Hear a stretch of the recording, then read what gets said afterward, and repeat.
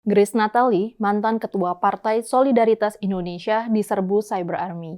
Sis Grace dituduh menggunakan politik identitas. Padahal yang Sis Grace lakukan adalah nge-tweet yang justru mengingatkan seharusnya dalam sebuah peristiwa kekerasan, korban harus dibela. Korban harus dibela tanpa mempedulikan agama dia apa, agama pelaku apa, tulis Sis Grace. Tweetnya itu ditujukan untuk mengomentari tindak kekerasan brutal Mario Dandi Satrio ke Kristalino David Ozora yang menggemparkan Indonesia sepekan terakhir ini. Sebenarnya, pernyataan Sis Grace ini sebuah pernyataan yang bijak, tapi tiba-tiba tweetnya langsung diserang. Serangannya bersifat sangat masif, rasanya itu kayak sudah direncanakan. Sis Grace memang sudah lama nggak aktif di media sosial, karena sedang menyelesaikan gelar masternya yang kedua di Singapura. Dan Sis Grace sendiri sekarang sudah menempati posisi baru sebagai Wakil Ketua Pembina di PSI. Karena itulah, dia tidak banyak berkomentar tentang kondisi di Indonesia saat ini. Tapi mungkin sekali, begitu Sis Grace muncul kembali, itu menimbulkan kekhawatiran para pembenci PSI. Karena itulah dia diserang supaya tidak banyak bicara. Dan para penyerangnya bukanlah orang-orang biasa saja. Di awal sih memang ada banjir tweet dari nama-nama citizen biasa. Tapi kemudian muncul tweet dari Andi Sinulinga dan Tifatul Sembiring. Andi itu mantan kader Golkar yang sekarang diketahui jadi pendukung Anies Baswedan.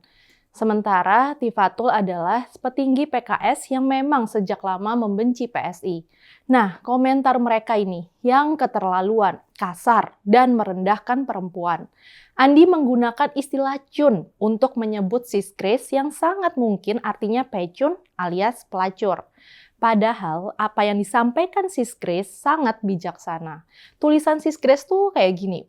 Apapun agama David, dia adalah korban yang harus dibela. Sis Grace kemudian menyatakan, tidak penting diumbar apa agama David, apa agama pelaku. Sebagai penutup, Sis Grace menulis, apa yang menimpa David adalah tindakan kriminal yang harus dihukum seberat-beratnya.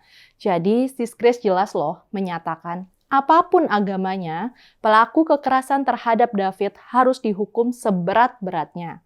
Sekedar catatan, Mario yang menyiksa David kemungkinan besar beragama Kristen dan David beragama Islam. Dengan kata lain, Sis Grace justru menyatakan Mario harus dihukum seberat-beratnya, walaupun Mario ini agamanya sama loh dengan Sis Grace. Pertanyaannya, apakah Sis Grace mengada-ngada mengangkat agama David dan Mario ini? Jelas tidak. Kasus kekerasan terhadap David ini memang menarik perhatian masyarakat sangat luas, sehingga mendorong terjadinya doxing. Doxing itu berarti mengungkapkan informasi pribadi kepada publik dengan tujuan tertentu. Dalam kasus David dan Mario, banyak sekali doxing yang dilakukan. Salah satu yang nyata adalah pengungkapan siapa Mario, gaya hidupnya, motor dan mobilnya, plat palsunya, sekolahnya, siapa ayahnya, siapa ibunya, pekerjaan ayahnya, restoran ibu, siapa kakaknya, dan seterusnya. Begitu juga ada banyak informasi tentang David dan gadis di bawah umur yang disebut menjadi pangkal masalah, diungkapkan kepada publik. Hampir setiap hari ada informasi pribadi baru yang diungkap. Nah, salah satunya adalah soal agama. Di media online dan media sosial beredar kabar bahwa agama Mario Kristen, sementara David Islam. Lebih jauh lagi diungkap, David adalah seorang mu'alaf mengikuti jejak ayahnya yang sekarang menjadi tokoh gerakan pemuda Ansor NU. Ada media menggambarkan dia sebagai seorang pemuda soleh dan rajin mengajar Al-Quran pada anak-anak. Kalau penyebutan agama David dan Mario dilakukan secara selintas, tentu tidak apa. Masalahnya, ini dilakukan secara menonjol sebagai judul tulisan. Bahkan ayah David pun dijadikan objek hoax. Beredar kabar bohong bahwa ayah David sangat membenci FPI, sehingga dia tertawa-tawa ketika tahu laskar FPI dibunuh di KM 50. Belakangan terungkap, itu berita bohong, namun sudah kepalang menyebar. Karena itulah, Sis Grace merasa harus mengingatkan informasi-informasi hasil doxing yang tidak relevan dengan kasus kejahatan Mario ini. Apalagi, Sis Grace memang selama ini dikenal sebagai pejuang keberagaman agama. Jadi wajar aja Sis Grace membuat tweet yang mengingatkan followersnya untuk tidak mengkait-kaitkan agama dengan penegakan hukum. Tapi ternyata apa yang dilakukan Sis Grace malah jadi lapak serbuan caci maki. Hampir pasti sebagian dari penyerang paling awal adalah mereka yang digerakkan oleh kelompok-kelompok tertentu. Kebanyakan tuh narasinya sama. Mereka bilang, Sis Grace sengaja mengadu domba karena sebelumnya tidak ada orang-orang yang membawa-bawa nama agama dalam kasus Mario ini. Bantahan semacam ini jelas mengada-ngada.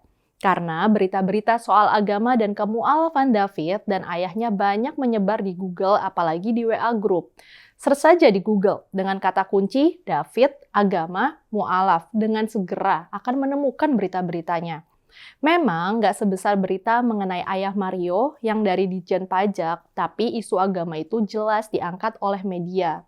Begitu juga ada yang mengecam Sis Grace karena dianggap menyebarkan politik identitas.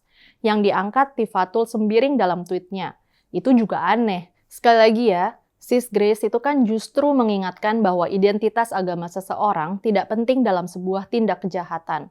Kok malah disebut menyebarkan politik identitas? Tapi yang paling parah sih Andi Sinulinga. Dengan sangat kasar Andi menulis, gile lucun, candu amat mainin isu politik agama, siapa juga yang mempersoalkan agamanya David? Yang paling bermasalah adalah penyebutan kata cun. Kata cun di sana tampaknya berarti pecun. Dalam pecun dalam percakapan sehari-hari berarti pelacur. Andi kelihatan sekali melecehkan Sis Grace. Dan seperti Tifatul, dia menuduh Sis Grace memainkan isu politik agama. Sis Grace kan justru menegaskan agar agama jangan digunakan dalam kasus keadilan hukum. Kok dia malah disebut memainkan politik agama? Tapi memang mungkin begitulah gaya politisi senior. Mereka begitu saja menyebarkan tuduhan yang sama sekali tidak berdasar. Andi mungkin membenci PSI karena mantan kader Golkar ini sekarang membela Anies Baswedan. Karena itu komentarnya jadi mengada-ngada. Semoga Sis Grace Natali terus konsisten memperjuangkan keberagaman walaupun terus diserang dengan opini-opini tidak berdasar.